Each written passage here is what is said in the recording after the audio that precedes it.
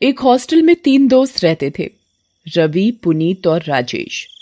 तीनों अच्छे दोस्त थे और तीनों ही पढ़ने में, शरारत करने में, खेल में, सब चीजों में आगे थे। इसलिए सब उनको पसंद करते थे और इसी बात का फायदा उन लोगों को मिल जाता था। जब भी वो शरारत करते और पकड़े जाते तो उनको छोड़ दिया जाता था। एक रात की बात है, उन सब ने आपस में बात की, यार बहुत दिन से लगातार पढ़ाई करके बोर हो गए, आज मूवी चलते हैं। रवि तू बोल तो सही रहा है, पर अब अचानक से कैसे जाएंगे? भाई मेरे पास एक आइडिया है, रात 9 बजे वाले शो में चलते हैं। सबको बोल देंगे कि तबीयत खराब है और सोने चले जाएंगे और एक सही मौका देख के निकल लेंगे। क्या कहते हो तुम लोग? सही कहा राजेश, आज रात ऐसा ही करते हैं। उस रात तीनों ने ऐसा ही किया और अपने हॉस्टल से 6 किलोमीटर दूर एक थिएटर में मूवी देखने चले गए। उस टाइम या तो वो पैदल जाते या साइकिल से, उनके पास और कोई रास्ता नहीं था, तो वो तीनों एक ही साइकिल पर चल दिए। रात अंधेरी थी तो उन्होंने अपने साथ एक टॉर्च लाइट भी रख लिया। मूवी हॉरर थी। मूवी खत्म होते होते 12 बज गए। सब लोग अपनी अपनी गाड़ियों से, कोई रिक्शे से, कोई अपनी मोटरसाइकिल से, तो कोई अपनी साइकिल से, सब लोग धीरे धीरे अपने घर को चले जाते हैं। पर इनके हॉस्टल का रास्ता दूसरी तरफ था और ये तीनों मूवी देख के बहुत डर गए थे।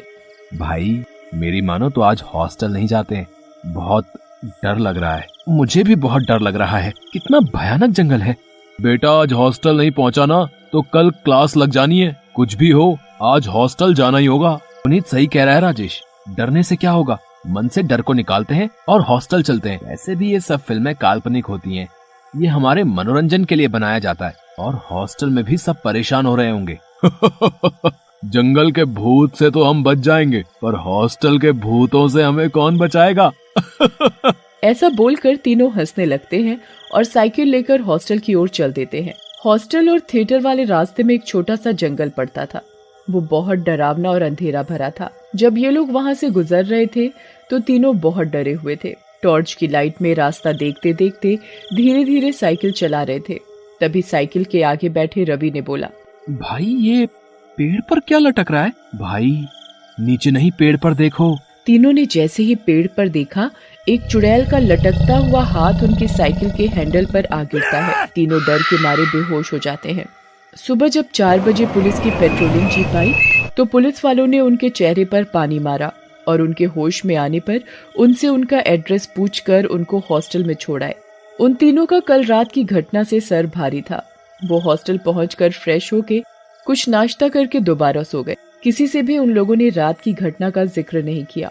रात हुई पर दिन में अच्छी नींद लेने के कारण उन तीनों को रात में नींद नहीं आ रही थी। तभी उनका दोस्त रोहित उनके कमरे में आया और उनसे बातें करने लगा। भाई कल क्या हुआ था? पुलिस वाले तुम तीनों को लेके आए, वो बोल रहे थे कि तुम तीनों जंगल में बेहोश थे, क्या हुआ था? कुछ नहीं भाई, बस कल हम बोर हो रहे थे तो मूवी देखने चले गए थे। जब मूवी देख के वापस आ रहे थे तो हमने पेड़ पर एक चुड़ैल देखी जिसके हाथ जमीन तक झूल रहे थे। उसके हाथ बहुत लंबे थे, बड़े बड़े नाखून। रवि ने बस ये बोला ही था कि उनके सामने रोहित पेड़ वाली चुड़ैल में बदल जाता है। ये सब देखकर तीनों फिर से बेहोश हो गए। सुबह होते ही तीनों को हॉस्पिटल ले जाया गया।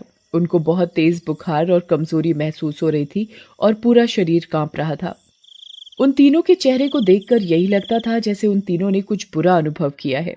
2 दिन बीत गए, उनकी हालत में बहुत सुधार हो गया था। एक रात उनके पास नर्स आई। उसने तीनों को दवा और इंजेक्शन लगाकर उनके पास बैठ गई और बोली, अब पहले से कैसा लग रहा है? हम सब पहले से ठीक हैं। चलो अच्छी बात है, तुम सब जल्दी ठीक हो जाओगे। अच्छा बताओ, आखिर तुम लोगों को हुआ क्या था? सिस्टर, हम मूवी गए थे, वहाँ से जब आ रहे थे तो रास्ते वाले जंगल में एक हाथ लटकता देखा। जब हमारी नजर पेड़ पर गई तो हम बेहोश हो गए। पेड़ पर चुड़ैल थी। तब पुलिस वाले सुबह हॉस्टल छोड़ गए, पर उसी रात हमारा दोस्त आया और उसने भी हमसे पूछा तो हमने जैसे ही उसे सब बताया, उसने रूप बदल लिया। वो हमारा दोस्त नहीं, वही चुड़ैल थी। रूप बदलते ही उसने बोला, कहीं यही हाथ तो नहीं, और हम बेहोश हो गए। होश आया तो हम हॉस्पिटल में थे। ये सुनकर नर्स मुस्कुराने लगी। सिस्टर, आप क्यों मुस्कुरा रही हो? क्या बात है? नर्स ने बोला, कहीं यही हाथ तो नहीं था। ये बोलते ही नर्स उस चुड़ैल में बदल गई। उसके भी लंबे लंबे हाथ हो गए और वो हंसने लगी। ये सब देखकर तीनों फिर से बेहोश हो गए। वहीं दूर दरवाजे के पीछे खड़ा एक आदमी ओम प्रकाश सब सुन और देख रहा था। ये सब देखने के बाद उसको बहुत अजीब लगा और वो ये जानना चाहता था कि आखिर उन लड़कों के साथ क्या हुआ था। ओम प्रकाश इन सब के बारे में जानने के लिए जंगल में उस पेड़ के पास गया जहां उन तीनों दोस्तों को चुड़ैल दिखी थी। जब वो वहां गया तो उसने एक दो लोगों से पूछताछ की, पर उन्हें इस बारे में कुछ नहीं पता था। तभी उसे वहां एक बूढ़ा आदमी बंसी काका दिखा जो लालटेन लेकर अपनी झोपड़ी की तरफ जा रहा था। ओम प्रकाश ने उस बूढ़े आदमी को जल्दी से रोका और पूछा, बाबा रुको जरा, आपसे कुछ पूछना था उस पेड़ के बारे में। तुम जाओ यहाँ से। मैं इस बारे में कुछ नहीं कहना चाहता। जाओ जाओ। अरे रुको बाबा, मैं आपके आगे हाथ जोड़ता हूँ। बच्चों का सवाल है। 2 दिन पहले पेड़ के नीचे वहाँ उस हॉस्टल के तीनों बच्चों की हालत बहुत बुरी हुई। उन बच्चों ने बताया था कि उनके साथ इस पेड़ के पास कुछ दुर्घटना हुई। मेरा मतलब है उन्होंने कुछ भूत चुड़ैल जैसा कुछ देखा, जिसकी वजह से वो तीनों दोस्त डर की वजह से सदमे में चले गए। बंसी काका ये सारी बातें बड़े ध्यान से सुन रहे थे। ओह, तो ये सब फिर हो गया। फिर का क्या मतलब? ऐसा पहले भी हुआ है क्या? हाँ बेटा, ये कोई पहली बार नहीं हुआ। ऐसी दुर्घटनाएं पहले भी कई बार हो चुकी हैं। हॉस्टल का कोई भी आता जाता है, उसके साथ ऐसा ही होता है। पहले कुछ घटनाएं होती हैं और फिर वो सदमे में चला जाता है। हॉस्टल के लोगों के साथ ही क्यों? किसी और जगह के लोगों के साथ ये सब क्यों नहीं होता? फिर बंसी काका ओम प्रकाश को पूरी कहानी बताते हैं।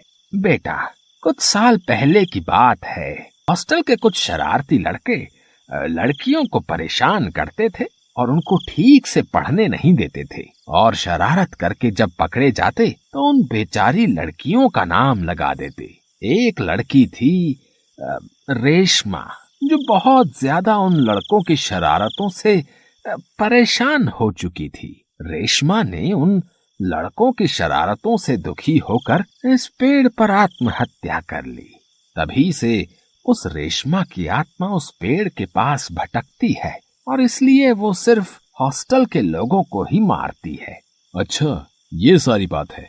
बाबा, ऐसे तो वो चुड़ैल इस पूरे हॉस्टल के लोगों को मार देगी। बाबा, इसको नष्ट करने का कोई उपाय नहीं है क्या? हाँ, एक उपाय तो है। इस पेड़ को रात होने से पहले जलाना पड़ेगा। अगले दिन सुबह ओम प्रकाश और बंसी काका दोनों आते हैं और उस पेड़ को जला देते हैं। पर जब बंसी काका और ओम प्रकाश जंगल वापस लौट रहे थे, तभी उन्हें ऐसा महसूस हुआ जैसे कोई उनका पीछा कर रहा है। जैसे ही वो पीछे मुड़े, देखा तो कोई नहीं। दूसरी बार जब किसी ने उन्हें पुकारा, तभी बंसी काका और ओम प्रकाश ने पीछे मुड़कर देखा। वहाँ एक औरत खड़ी थी जो उनसे जंगल के बाहर जाने का रास्ता पूछ रही थी। सुनिए, क्या आपको इस जंगल के बाहर जाने का रास्ता पता है? मैं यहाँ भटक गई हूँ। हाँ, हम दोनों भी जंगल के बाहर की तरफ ही जा रहे थे। आप हमारे साथ चल सकती हैं।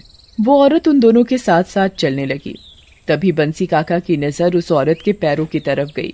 ध्यान से देखने पर पता चला कि उसके पैर तो उल्टे हैं। वो बहुत चौंक गए।